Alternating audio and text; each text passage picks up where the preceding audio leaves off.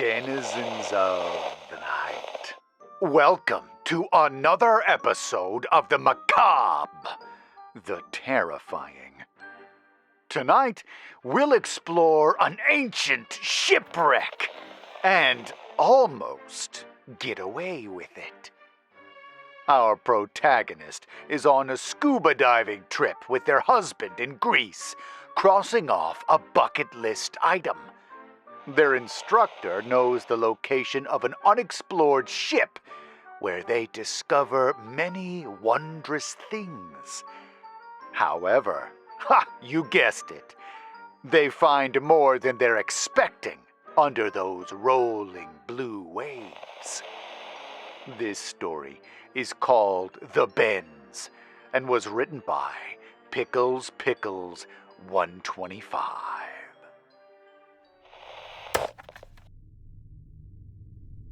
Calm down. Slow your breathing. You need to slow down and think. My panic subsided. The sound of my heart pounding in my ears dissipated as my body focused. My ragged breathing became calm and measured. The gentle lull of the water's currents flowed past as the muffled silence of the sea closed in around me. My air tank read just under 10% left. Damn. I'd been sucking air like I was running a marathon. My left hand gripped the anchor line, leading back to the inflatable dinghy waiting on the surface. Down below, the prow of the ancient shipwreck stared up at me, partially obscured in the shadows of the bottom of the sea. 50 feet to the surface. 50 feet to escape. I checked my watch. 40 more seconds until the decompression break is over. 40 seconds until I can resume my slow ascent. I tried to ignore the shadow bobbing on the surface next to the dinghy. A humanoid shape resting at the surface of the ocean. Mark isn't moving anymore. He stopped a few minutes ago. I catch a sob in my throat, and my eyes sting in my goggles as tears threaten to break free. Stavros's directions repeated in my head. I can see him standing in front of Mark and I in the resort villa. Sounds of splashing and laughter drifted in from the pool as we were briefed on today's dive. Now listen up. The bends are no joke. Under no circumstance do you ascend at any rate faster than 30 feet per minute. On this dive, you especially need to be careful. With how long we'll be down there, we'll need to take decompression breaks. Our bodies need time to adjust and off-gas the extra nitrogen. I can feel Mark's hand around my waist tighten, his eyes alight with anticipation. My heart skips a beat. I'll never see those eyes again. This was supposed to be the start of our life together, the start of our great adventure, our honeymoon. Scuba diving in Greece with our own personal guide was a dream for us. Years of pinched pennies, overtime, and the generosity of family helped us make this dream come true. After a backyard wedding, we packed our bags and hit the airport, excited for the adventure awaiting us. 8 days and 4 dives later, we were 1 away from our advanced diving certification. This morning was our 5th and final dive, the grand finale, as Stavros dubbed it. An unexplored shipwreck 110 feet down. When Stavros told us his plan over dinner, we both agreed immediately. An unexplored shipwreck was a once-in-a-lifetime opportunity. That night, as the warmth from the wine and food lulled us to sleep, unknown treasures came to me in my dreams. We set off on a beautiful summer day. When we arrived at the location, our eyes scanned the water looking for a sign. After a few minutes, Mark spotted a darker blue outline against the blue of the bottom of the ocean. The excitement was palpable as we geared up, checked and double-checked each other's equipment. One by one, we sat on the edge of the inflated dinghy and launched ourselves backwards into the water. We all let air out of our BCDs slowly as we started to descend, our diving weights controlling our slow fall into the sea below. 30 feet to the surface. I looked down at my gauge, 7% left in the tank. I continued upwards at an agonizing pace. As I swam closer, details of Mark came into view. His mouth and eyes, left open, trickled blood into the water, enveloping him in a pink haze. His wrist, tangled in the rope, jerks his body as another wave bobs the dinghy up and down. Could he feel as the compressed air tore holes in his lungs and as bubbles of nitrogen were introduced into his bloodstream? Did the panic mask the pain until it was too late? The wreck came into view as we sank closer. It wasn't a frigate or modern shipwreck, but much older. It was an ancient Greek warship, wrecked on the sea floor. Rows of holes pocked the side, where dozens of oars would once stick out, propelling the ship. A forest of coral covered the hull in bright pinks, oranges, blues, and yellows. Small shapes danced in and around the reef. A school of small fish flitted by. Their scales were a pearlescent gradient of blues and pinks that sparkled in the low light. They danced around us before darting into the ship's rower's deck. A large green octopus with yellow rings observed us before sliding into a crack it had made its home. After taking in the rare beauty of the wreck, we began to explore. Whatever sunk the ship left a jagged hole near the stern. A snaggle-toothed maw of shattered, mossy wooden planks laid open, and we eagerly swam toward it. Thoughts of future discoveries clouded our judgment. We didn't notice the slow current that helped us along, slowly guiding us toward the opening. We didn't notice that the water in the cabin was bitterly cold and stagnant. Outside was teeming with life and movement, but inside the small cabin, we were completely alone. As we entered the wreck, we saw an onyx pedestal stood in the middle of the debris-filled room. Covered in broken planks and shattered ceramic, it stood 4 feet tall and 2 feet wide. We could barely see the sparkle of intricate gold carvings on its surface. Stavros, Mark, and I got to work moving aside planks in a hurry to lay eyes on the discovery. A low groan from below roused me from the memory and reverberated through the sea. The temperature dropped as the sunlight dimmed. I spared a glance down at the wreck and regretted it immediately. Clouds of inky black billowed out of the hull. A pure darkness raced along the seafloor, obscuring the wreck, the sand, and the rocks surrounding it. The darkness was too deep, as if a trench opened up under me, going down miles and miles, where nothing could live in the bitter cold and crushing pressures. As I stared, twinkling lights blinked into life from the abyss. I turned, kicking my legs faster, ascending towards the dinghy. Stavros wasn't enough for this thing. It was coming for me. After a laborious few minutes, we cleared the pedestal from the debris.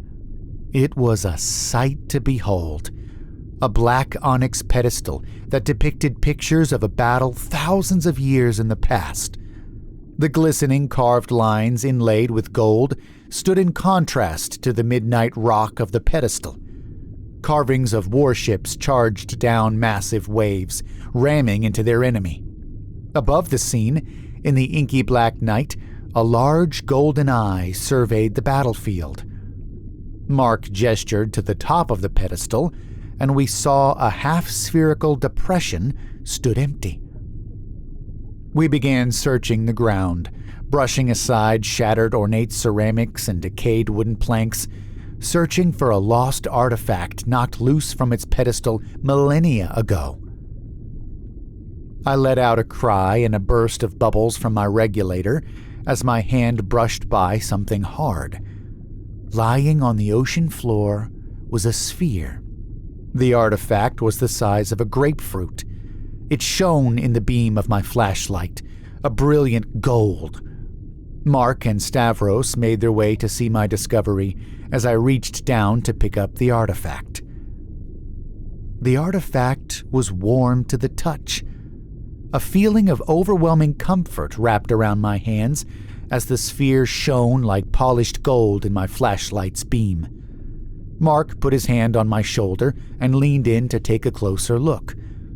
The light of his flashlight glinted off the edges of swirling patterns engraved into the surface. As the light danced across it, the swirls almost seemed to be moving. The three of us stared at a fortune in my hands. The warmth spread up my arms and into my chest as the current gently nudged me in towards the pedestal. As if in a dream, I floated to the top and placed the warm golden sphere into its place on top of the pedestal. We all floated, transfixed as the sphere began to rotate slowly in the depression of the pedestal. The engravings swirled up and down like the waves of a giant ocean as a low thrumming filled the room. Faster and faster, the waves crashed on the sides of the ball until it was a blur of spinning gold. Mark grabbed me by the shoulder and began pulling me towards the exit. Stavros stood transfixed, and I just watched as the sphere stopped moving. A sickly crack of yellow light worked its way across the artifact. It hissed and screeched as the crack grew larger and larger. Like golden eyelids, the crack opened, revealing a massive yellow eye with a jet-black pupil that filled the room with a sickly light. It stared at us, moving from one to the other, cornea contracting and relaxing as it took in its surroundings. The eye shot up on a torrent of tarry black liquid that spewed from the top of the pedestal. It poured over the sides and spread along the floor. What once was the seafloor of the cabin became a vast nothingness, stretching miles below the floor of the sea. My transfixion was replaced by fear as I launched myself towards the mouth of the cabin.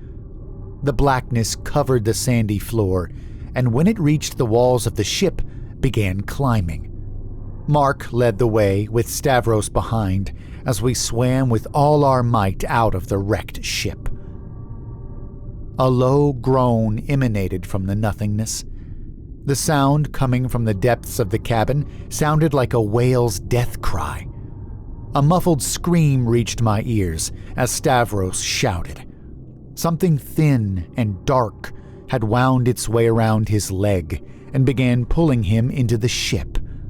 His hands scrambled for purchase, but the smooth hull offered no salvation. He pulled his diving knife, burying it deep in the ship, anchoring himself as his legs were pulled inside the hull of the wreck.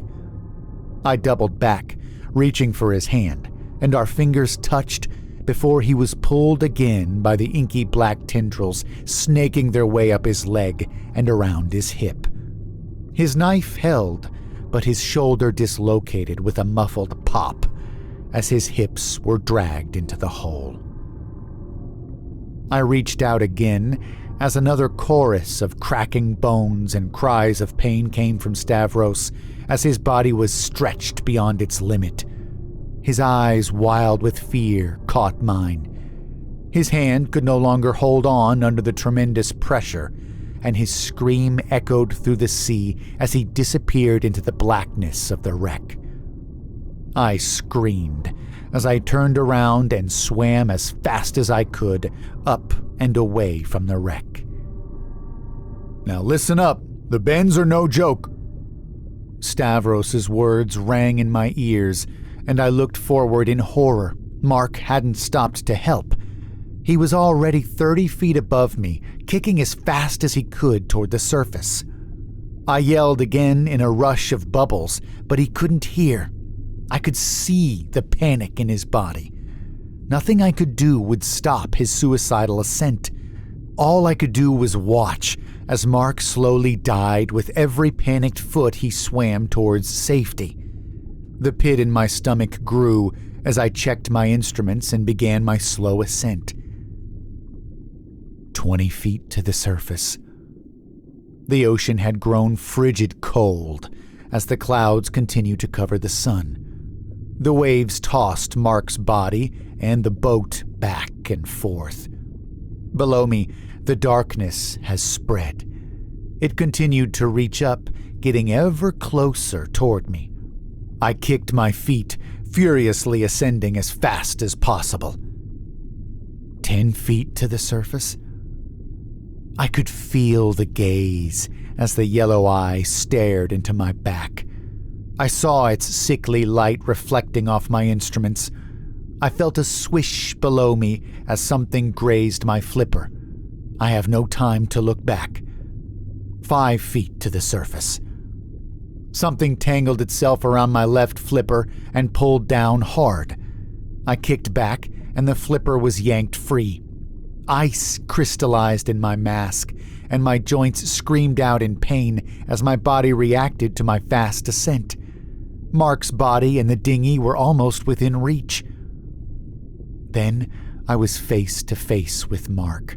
His eyes, gray and lifeless, stared deep into mine. The same eyes that teared up on our wedding day as I walked down the aisle. The eyes I was going to grow old with. I'm sorry.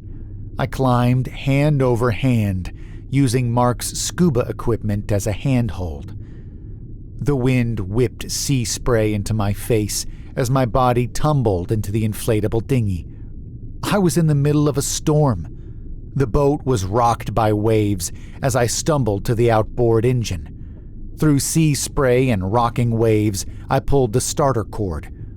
I thanked Stavros for taking care of his equipment as the engine sputtered to life.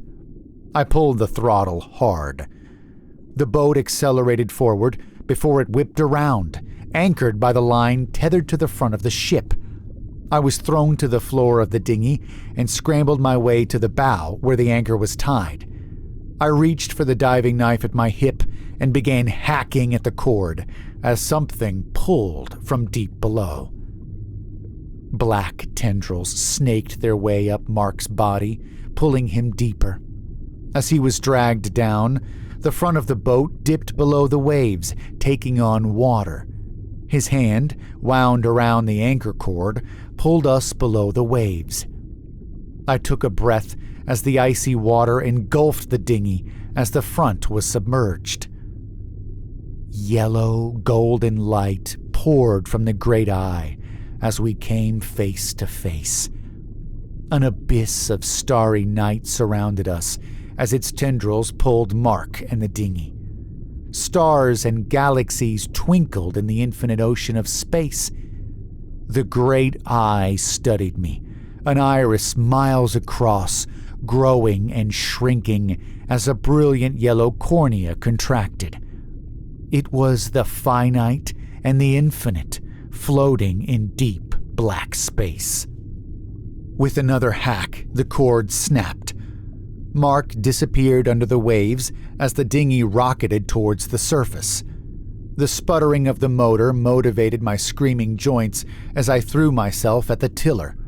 I caught it in my hand and twisted hard on the throttle. The dinghy shot forward, speeding up the nearest swell and cresting it with ease. I sped back towards the island. The wind whipped my hair. Tears stung my cheeks as I let out a muffled sob. The clouds above grew more and more sparse.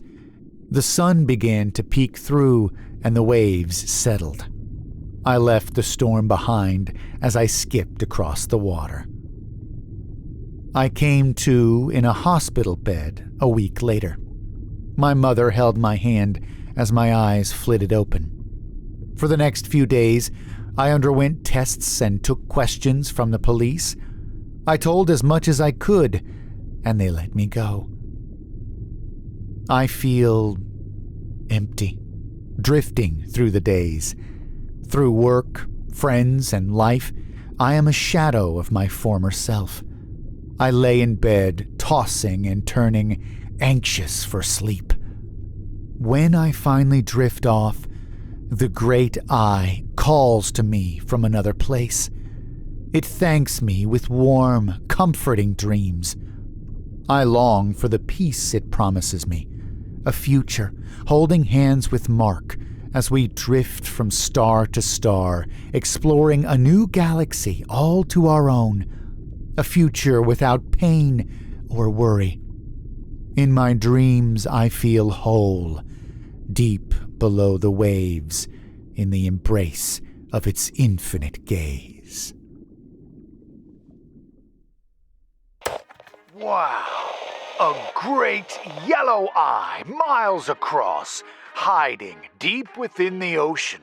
Oh, now that's pretty chilling. I have a love for unfathomable, titanic monsters. There's a reason why Cthulhu and his ilk are so popular, after all. Things that can slip into my house and eat me are definitely scary to imagine. But nothing beats the hopelessness of an ancient being that's bigger than your city. No, larger than the Earth itself. Say, did you know there are a lot of neat animations and shorts on YouTube that can scratch your thalassophobic itch? I'll put a link on screen now for our YouTube viewers and drop a link in the show notes for our podcast listeners. If you haven't seen these shorts yet, check them out. Each one is between 15 and 30 seconds. But a lot is packed in to such a short time. You'll see. If you enjoyed this story, please let me know in the comments below. Did you know we have both a podcast and a YouTube channel? If you'd like to support us, please check them both out and help me spread horror across the net. I'll put links below. Whatever you do, keep an eye on those blood nitrogen levels. And don't fall asleep.